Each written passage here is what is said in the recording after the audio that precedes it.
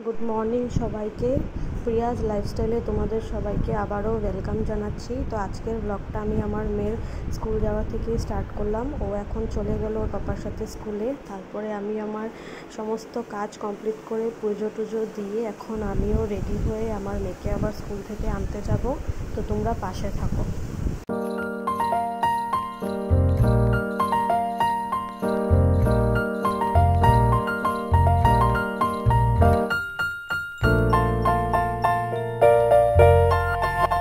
চলো, এই যে গাড়িতে বসে গেলাম, এখন স্কুল যাব আনার জন্য।